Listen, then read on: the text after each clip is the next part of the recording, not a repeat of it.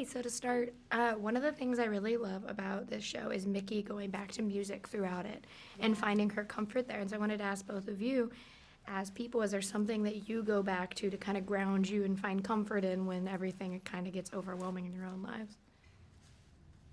Music for me as well. It's something that I only kind of recently reconnected with, I think, and it's there. Everything is there, and everything is available to me, and it's such a magical, special resource. And nature, and my dog. Well, music, of course, for me, but also meditation calms you down, and What type do you do? just mindfulness kind of meditation.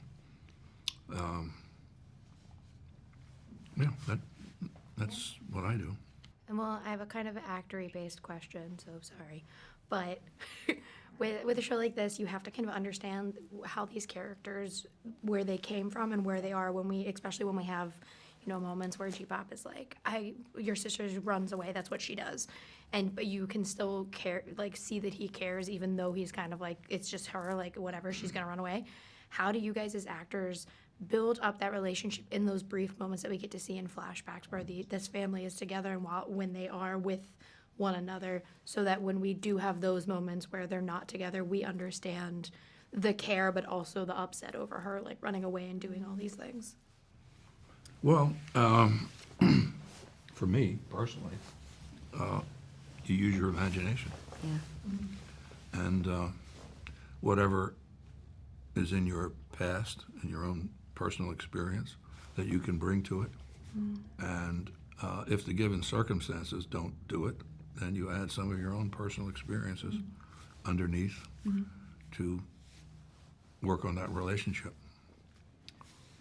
Yeah, same thing, imaginative work. And the book was an incredible resource. It kind of gave, specifically for me, it had a lot of stories about Casey and Mickey's experiences as children. So it was, and also the inner workings of at least Mickey's mind and her perception of Casey's experience. So I think that did a lot of the work for me, and I've just listened to the audiobook over and over and over. Yeah, and then just imaginative meditations. That's what I did a lot of as well, journaling. Yeah. I love that. I studied Meisner, so I always like asking people like techniques and stuff. So did I. I could tell when you were like, I put my own personal experience, I was like, that's a Meisner thing. Well, and you also, you do the who, what, when, where, why questions, Yeah. right? To fill in the background and build the relationships. Yeah. But the Meisner thing is get out of your own head. Yeah, exactly. Well, and I wanted to ask, because you brought up adaptations, and I love talking about adaptations because I love reading books when they're being adapted, and I love kind of the idea of taking something that already exists as a medium and completely changing it and making its own thing. How is it for you guys? Like, how do you approach an adaptation? Like you said, you listen to the audiobook. Do you guys engage with it before, or do you kind of let it be its own thing and focus on your version of these characters? I did like a hybrid, I would say. I think it was, because it is a new medium, there are parts of the book that wouldn't resonate as well on the screen. For example, like in the book, Mickey and Casey are different sort of energetically to what we put on the screen to some degree, because in the book you're afforded such specific, quiet inner monologue.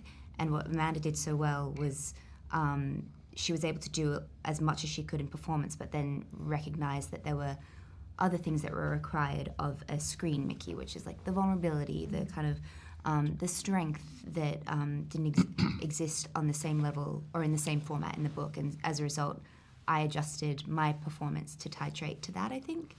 But yeah, it was letting go of some things and keeping what was helpful to the adaptation. But yeah, getting out of the head, like the cognitive aspects, and letting the experience of remembering those stories from reading them, but not overthinking it.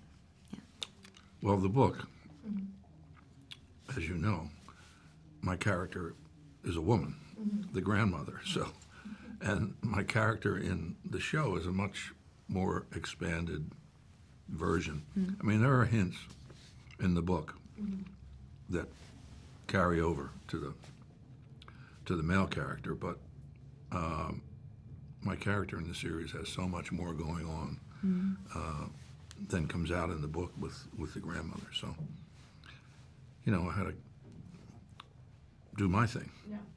Well, I love the show, and I can't wait for everyone else to get to watch it. And so thank you guys so much for talking with me today. I really appreciate it. Thank you. Thank you.